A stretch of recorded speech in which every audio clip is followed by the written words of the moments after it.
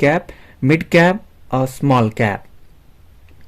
पहला, marketing capitalisation या market cap. Company के मार्केट के कैपिटलाइजेशन का मतलब है शेयर बाजार द्वारा निर्धारित उस कंपनी का मूल्य। शेयर बाजार में कंपनियों को अपने मार्केट कैप के आधार पर वर्गीकृत किया जाता है, क्योंकि प्रत्येक वर्ग अपने कुछ विशेष लक्षण दर्शाता है। हर कंपनी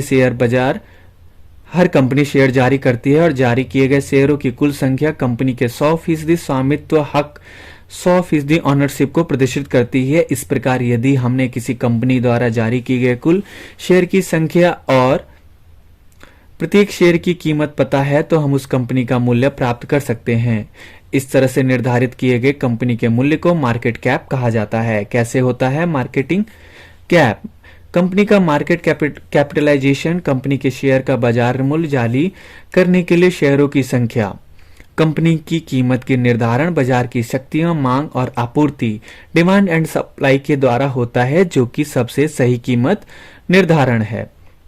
चूंकि मार्केट कैप की गणना में इस कीमत का उपयोग होता है, किसी कंपनी का मार्केट कैप कंपनी के कद को नापने का सर्वोत्तम तरीका है।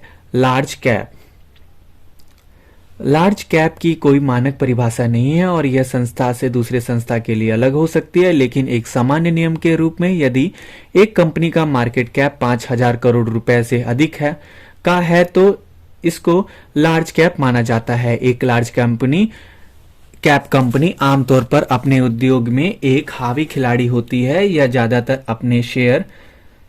अपने क्षेत्र में नंबर 1 या नंबर 2 होती है। इसकी वृद्धि दर, ग्रोथ रेट काफी स्थिर होती है।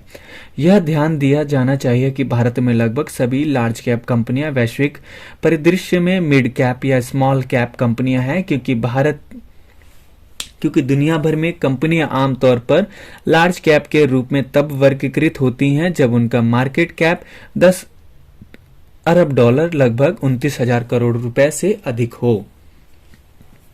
मिड कैप की परिभाषा अस्पष्ट है और यह भी एक संस्था से दूसरे संस्था के लिए अलग हो सकती है, लेकिन एक सामान्य नियम के रूप में यदि एक कंपनी की मार्केट कैप 1,000 करोड़ रुपए से 5,000 करोड़ रुपए के बीच है तो इसको मिड कैप माना जाता है। एक मिड कैप कंपनी आमतौर पर अपने उद्योग में एक उभरती खिलाड़ी होती है। इस तरह की कंपनियों में तेजी से बढ़ने और भविष्य में एक अग्रणी कंपनी लार्ज कैप बनाने की संभावना होती है।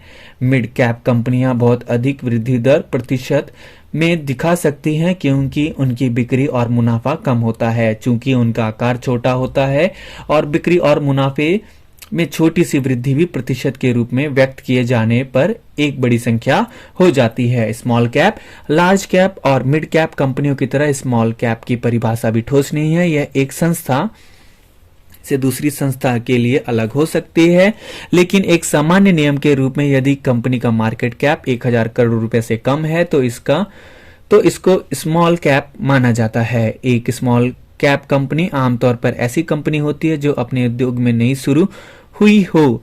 उसकी विकास दर मध्यम से लेकर बहुत उच्च हो सकती है। इस तरह की कंपनियों में तेजी से बढ़ने और भविष्य में एक मिड कंपनी बनने की संभावना होती है। निवेश कर